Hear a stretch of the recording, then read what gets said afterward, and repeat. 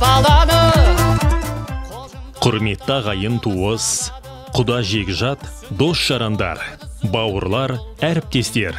Сіздерді ұлымыз Арсеннің сүндет тойына арналған Ағдастар ханымыздың қадірлі қонағы болуға шақырамыз.